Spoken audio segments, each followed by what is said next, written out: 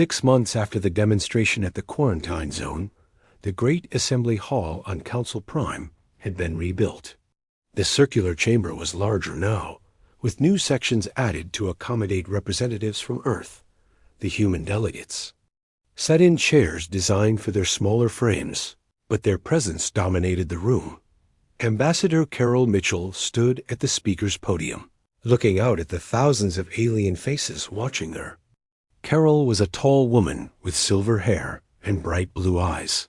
She had spent her career studying alien cultures and languages, preparing for this moment when Earth would rejoin galactic civilization. Honored representatives, Carol began, her voice clear and confident. 6 months ago, many of you thought humanity was extinct. Today, we stand before you not as conquerors, but as partners in building a better future for all species. The response from the assembly was mixed. Some delegates leaned forward with interest, while others sat back with suspicion. The galaxy was still adjusting to the idea that the primitive humans had become the most advanced species in known space. Chancellor Vexroth floated in his hover chair at the center of the chamber. The ancient being had seen many changes during his long life, but nothing as dramatic as humanity's return. His weathered face showed a mixture of curiosity and concern. Ambassador Mitchell, Vexroth said formally, Earth's recent actions have raised many questions. Your people demonstrated military capabilities that exceed our understanding. What assurance can you give that humanity will not use this power to dominate other species? Carol smiled, having expected this question. Chancellor, the answer lies not in our words, but in our actions. Over the past 6 months, Earth has shared medical technology with 47 worlds, ending plagues and diseases that had killed millions. We've provided clean energy systems to 12 civilizations, allowing them to heal their damaged environments. We've offered transportation improvements to every member species, reducing travel times and connecting distant colonies. She paused, letting her words sink in before continuing. If we wanted to conquer the galaxy, we would have done so 6 months ago. Instead, we chose to help it grow.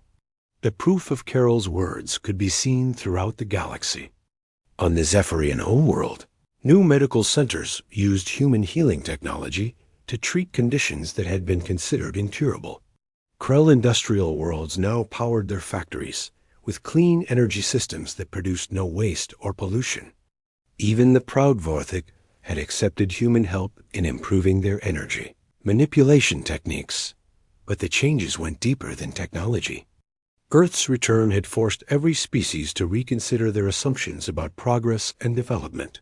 On Earth, President Steve Adams addressed the global assembly from the same podium where his predecessor had announced humanity's return to the galaxy.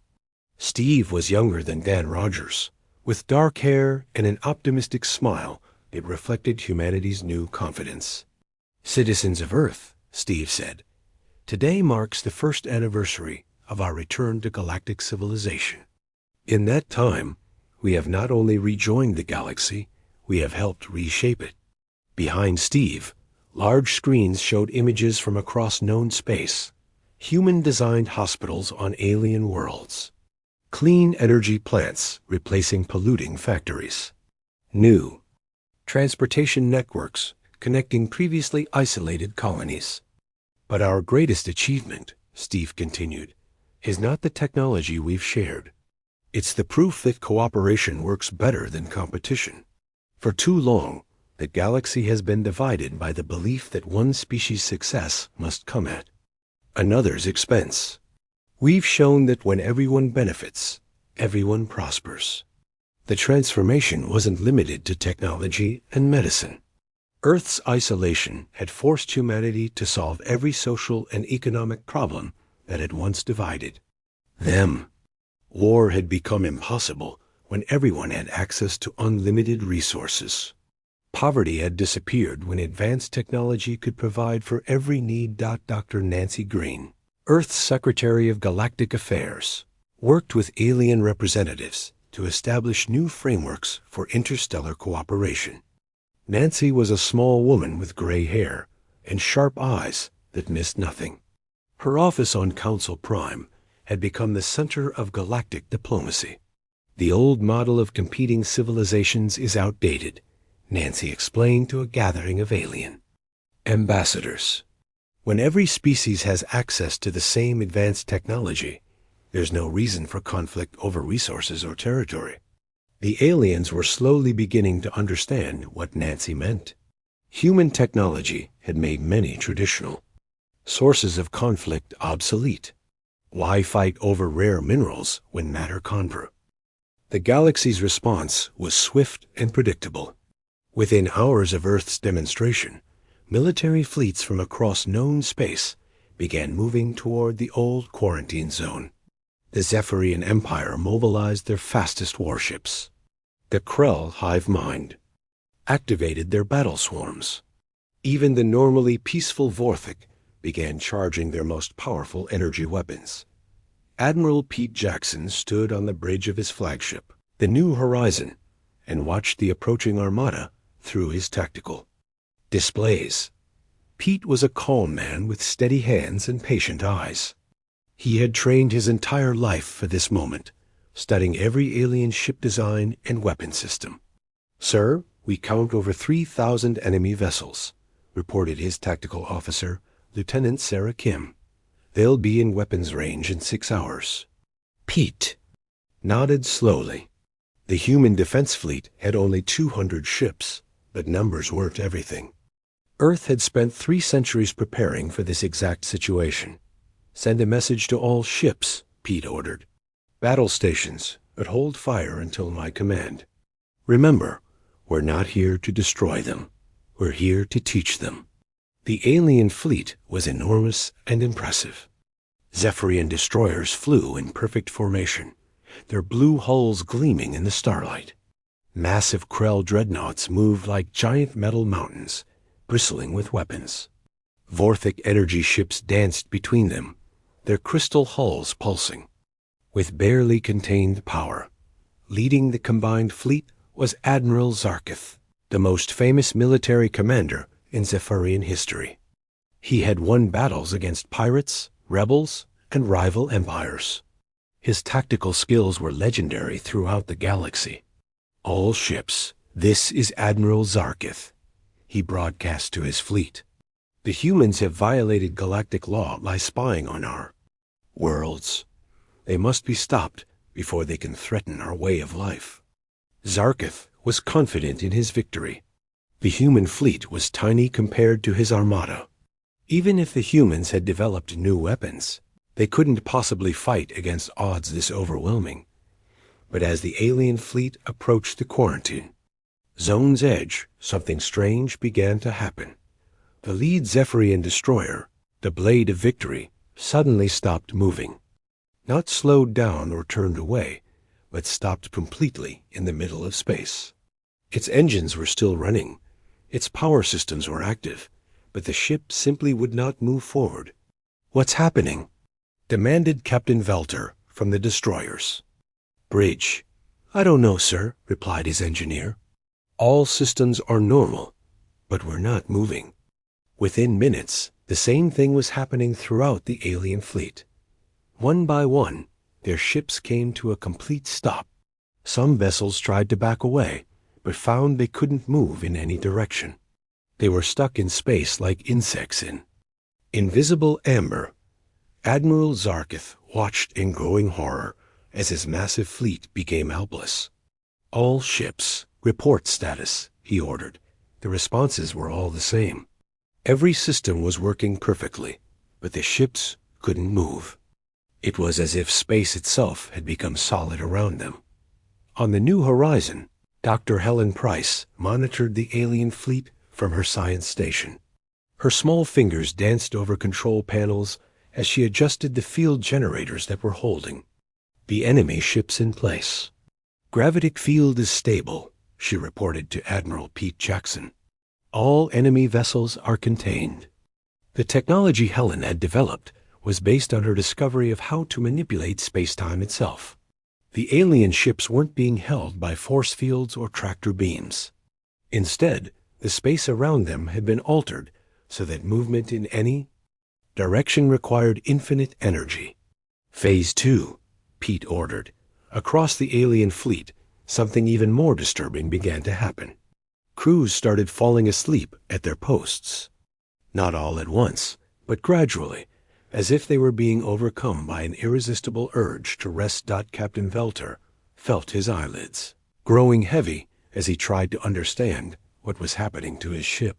Around him, his bridge crew was already unconscious, slumped peacefully over their control panels.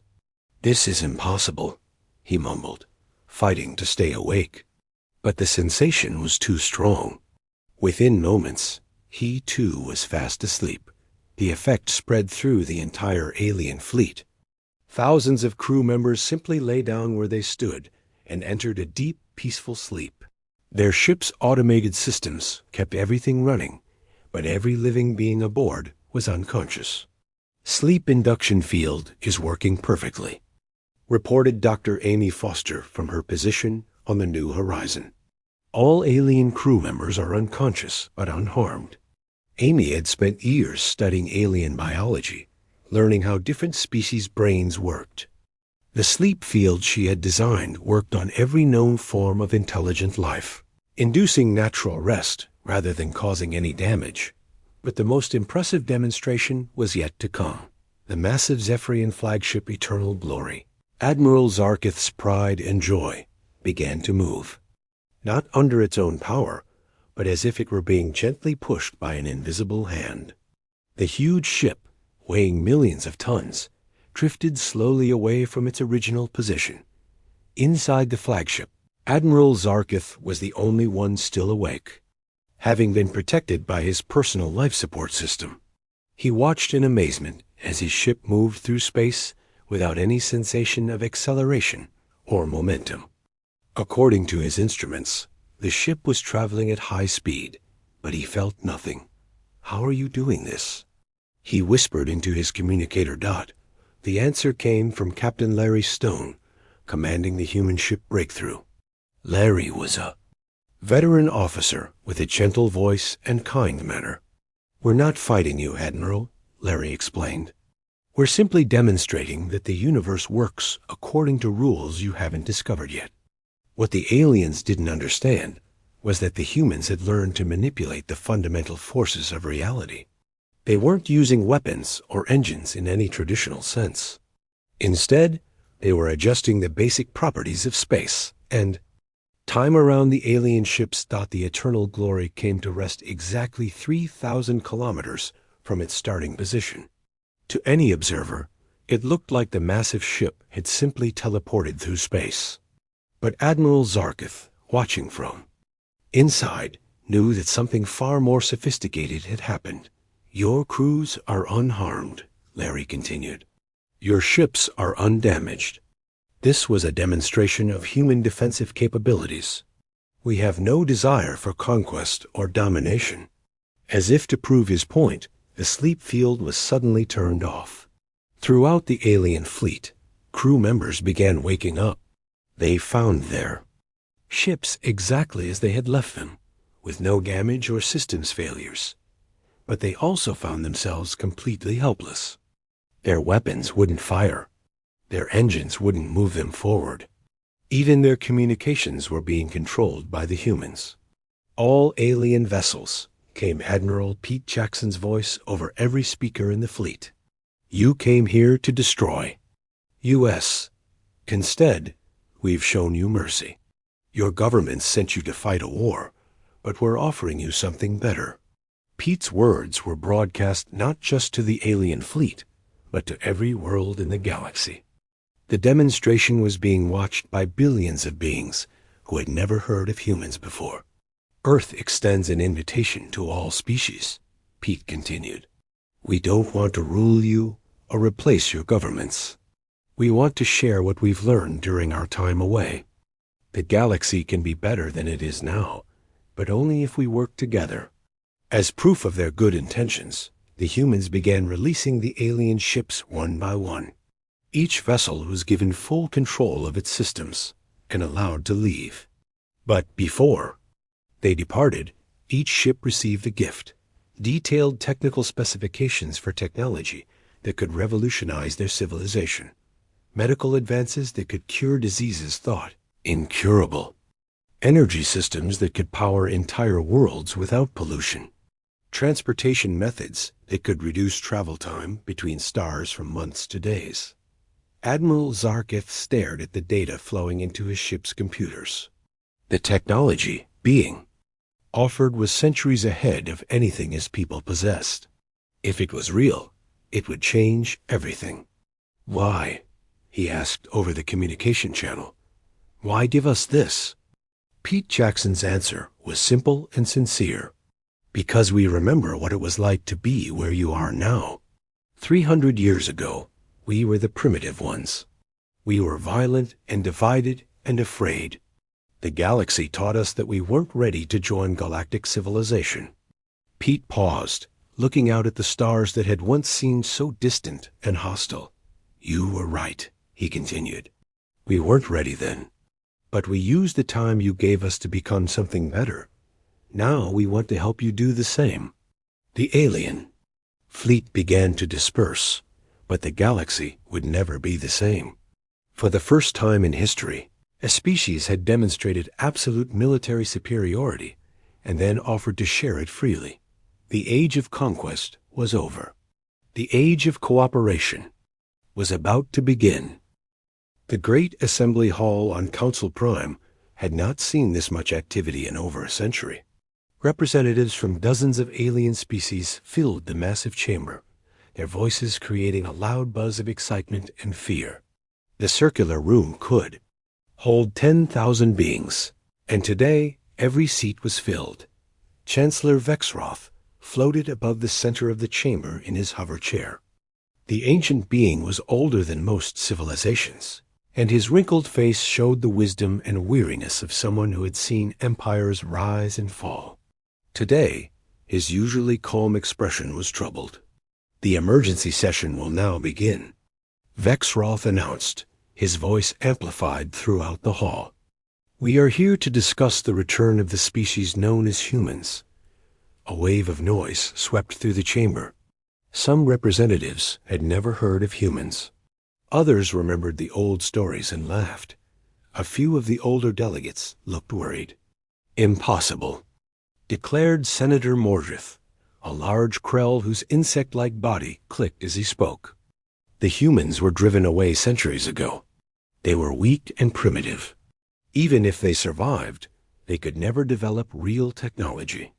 The reports from Admiral Zeltar suggest otherwise, Vexroth replied calmly. He activated the chamber's main display, showing images of the human fleet. These vessels demonstrate capabilities we do not understand. The images caused another stir in the assembly. The alien representatives studied the sleek human ships with growing unease. Even through static pictures, the vessels radiated a sense of power that was hard to ignore. Meanwhile, on Earth, President Dan Rogers stood before the Global Assembly in New York. The rebuilt United Nations building was packed with representatives from every nation on the planet. Unlike the chaotic alien gathering, the human assembly was calm and focused. Citizens of Earth, Dan began, his voice steady and confident. Today marks the end of our long preparation. The galaxy that once dismissed us as primitive and violent is about to learn what humanity has become. Dan was a tall man with kind eyes and silver hair. He had been elected on a platform of unity and strength, promising to lead Earth back to its rightful place among the stars. Behind him, large screens showed images of the human fleet at the edge of their solar system. We did not spend 3 centuries hiding, Dan continued. We spent 3 centuries growing. The aliens taught us that we were weak, divided, and backwards. We decided to prove them wrong on every count. In a secret facility buried deep under the Rocky Mountains, General Mike Thompson watched both assemblies through multiple screens. His control room was filled with the most advanced technology Earth had ever created. Computers hummed quietly as they processed information from across the galaxy. Mike was a short, stocky man with gray hair and sharp eyes. He had spent 30 years building Earth's intelligence network, placing agents and sensors throughout alien space. Now it was time to show the galaxy what they had learned. "Sir, we're ready for the demonstration," reported his chief of staff, Colonel Janet Price. Mike nodded. "Begin the transmission." What happened next would be remembered as the most shocking moment in galactic history. Every communication network in the galaxy suddenly received the same message. It didn't matter if the systems were civilian or military, public or classified. The transmission appeared on every screen, every speaker, and every data pad simultaneously. The message was simple, but devastating.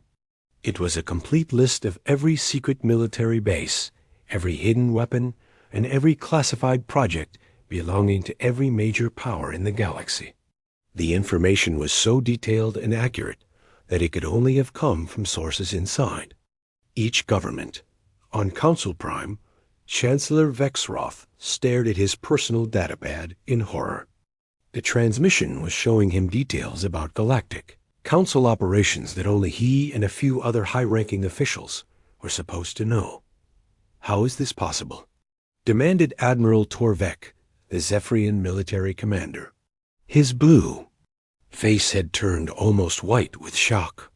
"These are our most closely guarded secrets." The answer came in a second transmission, this time showing video footage from inside alien military facilities. The images were recent, some taken just hours before. They showed alien soldiers going about their daily routines, completely unaware that someone was watching and recording everything they did. But the most frightening part was how the recordings had been made. The cameras seemed to be everywhere at once, capturing angles that should have been impossible. It was as if the humans had been watching through the walls themselves. Respected members of the Galactic Council, came a new voice over the communication system. The speaker was General Mike Thompson, though none of the aliens knew his name yet. "You have just seen a small sample of Earth's intelligence capabilities." Mike's voice continued. "For the past 30 years, we have been watching and learning. We know about your weapons, your plans, and your weaknesses. We know because we have been there, invisible and undetected, while you went about your business." The alien assembly erupted in angry shouts and accusations. Representatives demanded to know how their security had been breached. Military officers called for immediate action against Earth. But Vexroth remained silent, studying the data on his pad. The information was too accurate to be fake. Somehow, the humans had built an intelligence network that reached into every core of galactic civilization. And they had done it without anyone noticing. On Earth, President Dan Rogers continued his address to the human assembly. "The galaxy wanted to know what we had become during our time away," he said. "Now they know. We are not the divided, primitive species they remember. We are not even the species they could have imagined." The demonstration had a second phase. As the aliens tried to process the intelligence breach, their military computers began displaying new information, technical specifications for weapons, and defenses that were decades ahead of anything they possessed. Scientific discoveries that solved problems their best minds had struggled with for centuries. But the most unsettling part was the message that came with the technical data. "These advances are gifts from Earth to the galaxy. Consider them a sign of our desire for peaceful cooperation." Dr. Helen Price, Earth's leading scientist, watched the alien reactions from her laboratory in Geneva. She was a small woman with bright eyes and an intense expression. Her work during the isolation years had unlocked secrets of physics that the galaxy's greatest minds had missed. "They're scared," Helen observed to her research team. "They should be. We're not offering them technology. We're showing them how little they really understand about the universe." The final part of the demonstration was the most subtle but perhaps the most impressive. Every alien ship in space, from tiny scout vessels to massive battleships, suddenly found their sensors detecting new objects. Structures that had been invisible moments before were now clearly visible on every scanner in the galaxy. The objects were human monitoring stations, and they were everywhere. Thousands of them, hidden in asteroid fields, inside gas clouds, and even in orbit around populated worlds. They had been there for decades, watching and recording, completely undetected by the galaxy's most advanced sensors. "How long have you been watching us?" Chancellor Vexroth asked, his voice barely above a whisper. Mike Thompson's reply came immediately. "Since the day we left console space. We told you we would be back. We never said we had left entirely." The implications hit the alien leaders like a physical blow. For 3 centuries, they had believed Earth was isolated and helpless. In reality, humanity had been studying them, learning from them, and preparing to surpass them. The galaxy would never feel safe again, knowing that human eyes had been watching from the shadows for so long. But more importantly, they now understood that the species they had dismissed as primitive had become something far more dangerous than conquerors. The humans had become teachers, and they were about to give the galaxy a lesson it would never forget. Admiral Ziltar had been commanding Zephyrian patrol fleets for over 100 years. His forearms moved smoothly over the control panels as he reviewed the day's mission reports. The patrol along the old quarantine zone was supposed to be routine. Nothing ever happened in this part of space. The quarantine zone was a large area around a yellow star that contained a primitive world called Earth. The creatures there had tried to join galactic civilization 3 centuries ago, but they were too violent and stupid to be trusted. The Council had kicked them out and forbidden anyone from visiting their system. Most aliens had forgotten Earth even existed. Zeltar only knew about it because he was old enough to remember the stories. The humans had arrived in crude metal ships, speaking loudly about their rights and demanding respect they hadn't earned. When the Council refused to give them important trade routes, the humans had actually tried to fight. It was almost funny, except that some good aliens had died in the battles. "Admiral, we're picking up something strange on long-range sensors," called out his sensor officer, a young Zephyrian named Colvin. Zeltar's attention snapped to the main screen. "What kind of strange?" "Energy signatures, sir. Big ones. They just appeared at the edge of the quarantine zone." Zeltar felt his 4 hearts skip a beat. Nothing was supposed to be in that area. The humans didn't have the technology to leave their own system, and no other species was allowed to enter. "Show me," he ordered. The main screen flickered and displayed a tactical view of the quarantine zone's edge. What Zeltar saw there made him stare in shock. A fleet of ships floated in formation just outside the restricted area. But these weren't like any ships he had ever seen. Galactic ships were built for specific jobs. Zephyrian warships were long and sharp, designed for speed and firepower. Krell haulers were big and blocky, built to carry huge loads. Vorthic vessels were delicate and curved, shaped to channel energy in precise ways. These new ships looked like someone had taken the best parts of every design and combined them into something completely new. They had the aggressive lines of warships, but radiated more power than the biggest civilian reactors. They were sleek like racing ships, but massive like cargo haulers. "How many ships?" Zeltar asked. 47, sir." "All of them bigger than our battleships." Zeltar's hands trembled slightly as he reached for the communication controls. First contact with an unknown species was supposed to be handled by trained diplomats, not patrol commanders. But there was no time to call for help. "Unknown vessels, this is Admiral Zeltar of the Zephyrian Patrol Fleet. You are approaching a restricted area. Please identify yourselves and state your purpose." The response came immediately, in perfect galactic standard language. The voice belonged to someone who sounded calm and confident. Admiral Zeltar, this is Admiral Kate Sullivan of the Terran Federation Navy. We're here to discuss Earth's readmission to the Galactic Council. Zeltar nearly fell out of his command chair. Terran Federation? Earth? That was impossible. The humans were primitive savages who barely knew how to build spaceships. I'm sorry, did you say Earth? Zeltar managed to ask. That's correct, Admiral. We've been away for a while, but we're ready to rejoin galactic civilization. On the bridge of the human flagship, Admiral Kate Sullivan watched the alien fleet through her command screens. She was a tall woman with gray hair and sharp eyes that had seen more battles than she cared to remember. But those battles had been fought in training simulations, not real space. Earth had spent 3 centuries preparing for this moment. They're trying to scan us, reported Lieutenant Ben Carter from his position at the tactical station.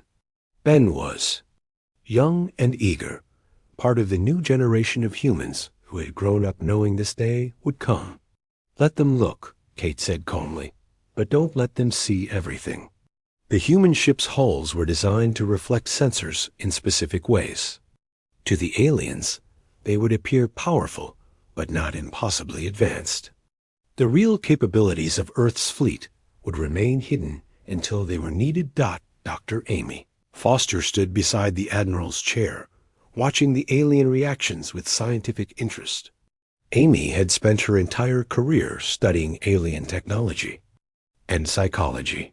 She knew exactly how the Zephyrians would respond to humanity's return.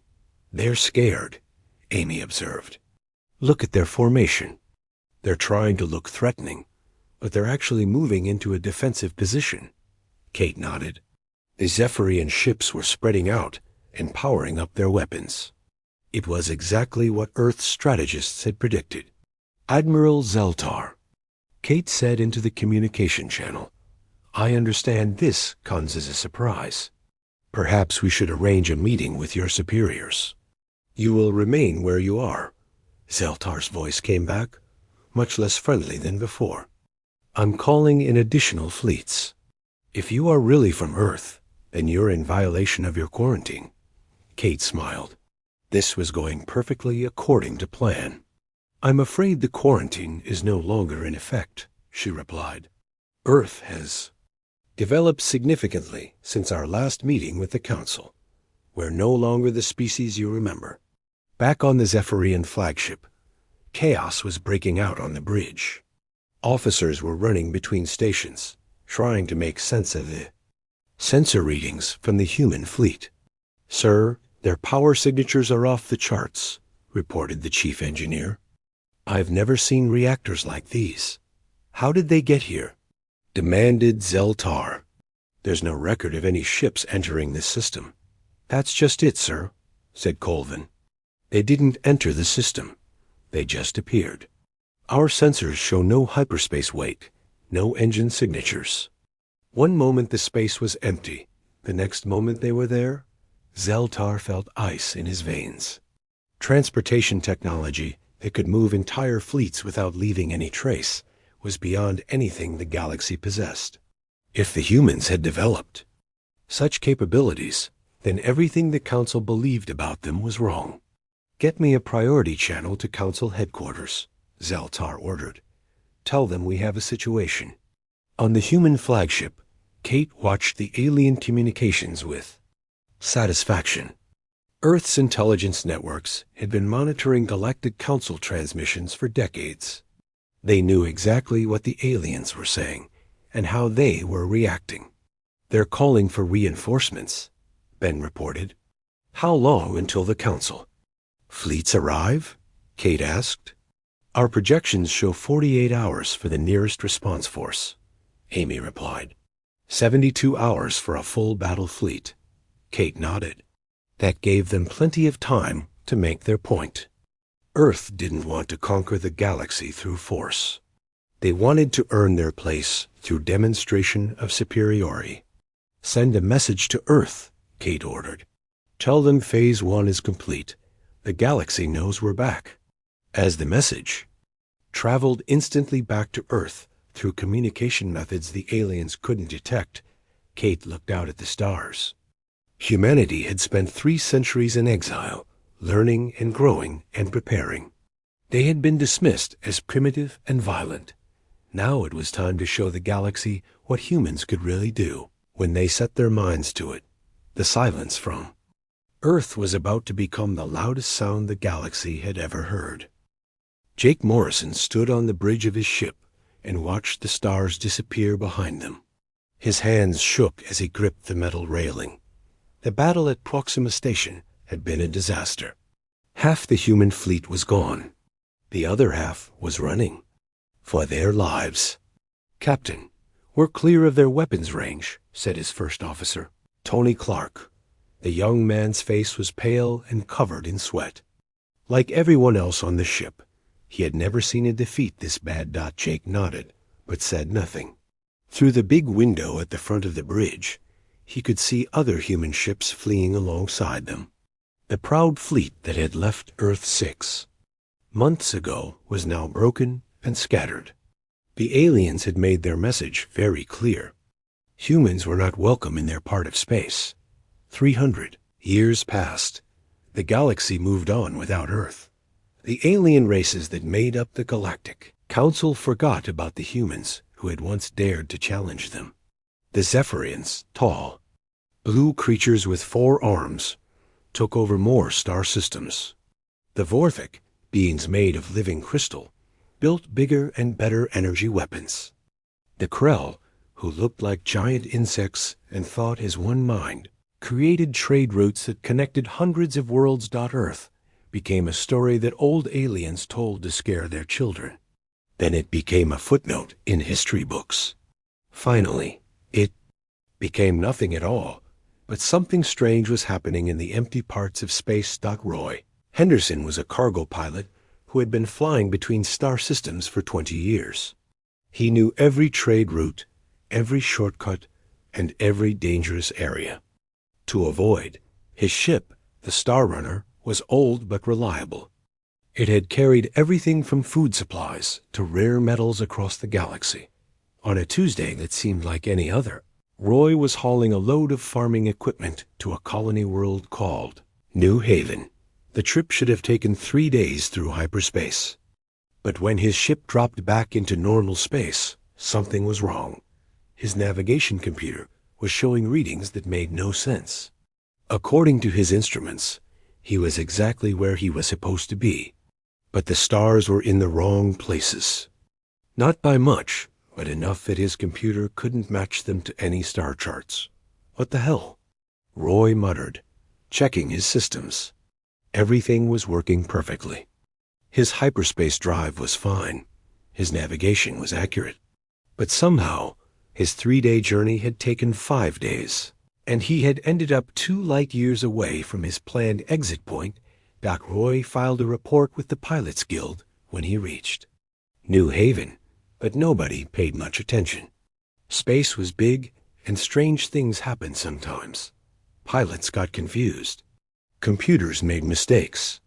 It was probably nothing. But Roy started paying attention to the stories other pilots told in bars and rest stations. More and more cargo ships were reporting similar problems. They would enter hyperspace on a normal route and come out somewhere slightly different. Always just a little off course.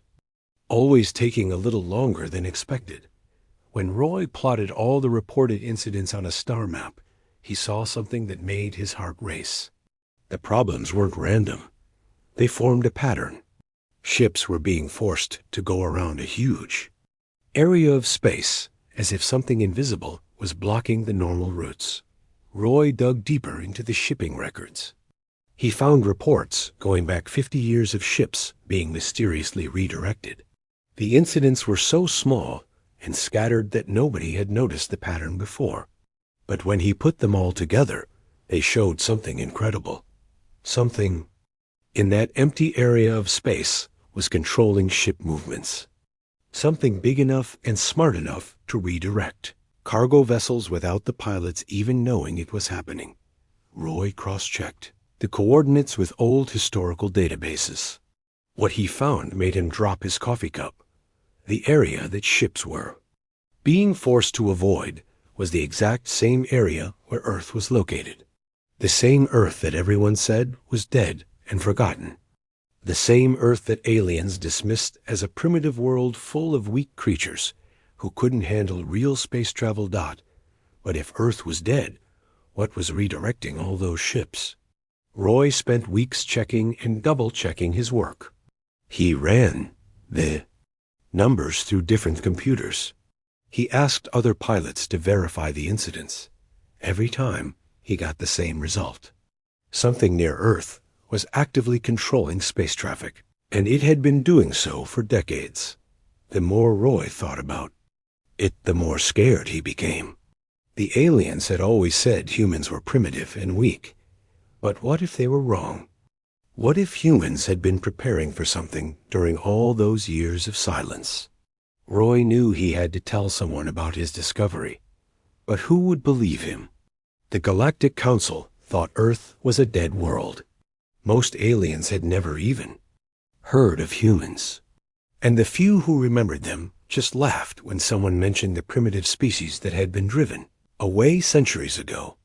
But Roy also knew that patterns like this didn't happen by accident. Someone or something near Earth was manipulating space travel on a scale that should have been impossible. And if humans were responsible, then they had developed technology far beyond anything the galaxy had ever seen. Roy made copies of all his data and sent them to contacts throughout the galaxy. If he was right, the period of silence from Earth was about to end. And when it did, the galaxy was going to be very surprised by what humanity had become. The stars continued to shine in the empty darkness around Earth's solar system, but they were no longer alone. Hidden in that darkness, something was watching and waiting. Something that had learned patience during 3 centuries of preparation. The silence was almost over.